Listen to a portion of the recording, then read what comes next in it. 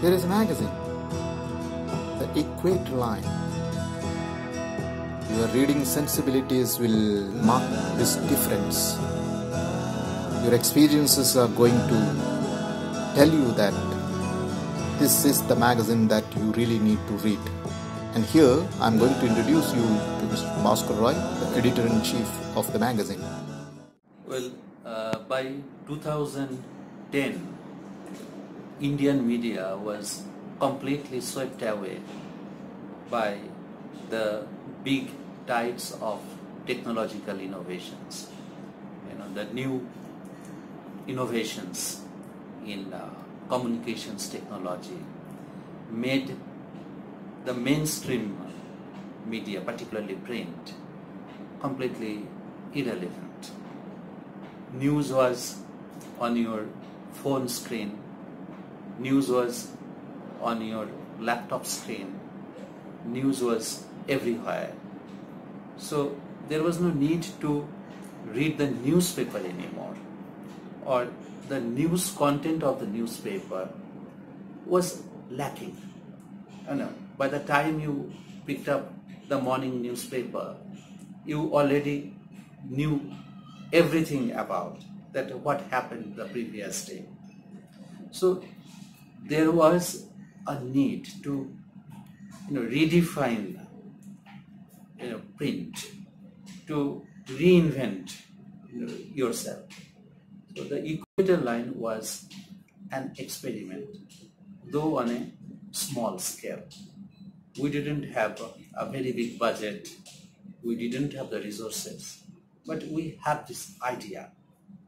If you remember, when India Today hit the market way back in the 1980s, early 1980s, it was a completely new thing. So when we started in 2012, it was a new thing for the Indian market. We were not a news magazine. We decided not to cover the day-to-day developments. The focus was not on personalities, but on trends. For the first time, there was a magazine, a serious magazine, professionally run, which looked at the trends. We took a very close look at the trends in politics, trends in economy, trends in society, in writing, and we offered in-depth study of a subject, whether it's the LGBT movement, whether it's new developments in society, in our culture, in our politics, the assertion of right-wing politics, the alienation of the tribals, everything. We decided that it should not be a 300-word news report, it must be 3,000 words.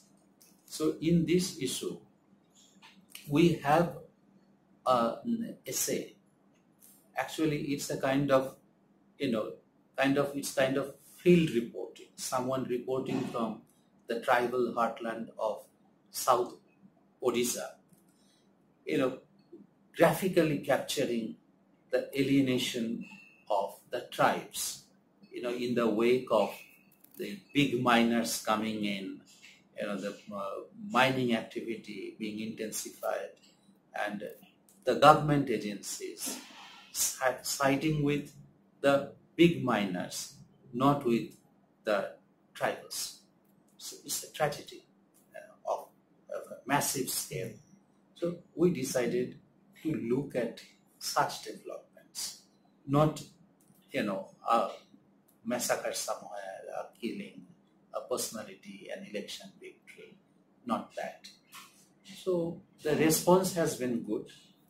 People responded well, though because of our budgetary limitations, we could not market it well. But the academic community everywhere in India, came forward to back us strongly. And also our surveys show that the young professionals in the cities, strongly prefer the equator line. And that we have survived for 7-8 years without much advertising support, is because of the support we have got from our readers. Those who write for us, for very little money, they go on a reporting assignment. They come back with their stories. This is a new thing. This is a new experiment in Indian journalism. They talk about long-form journalism. They talk about creative non-fiction. So this is an attempt to see how it works, in the context of India.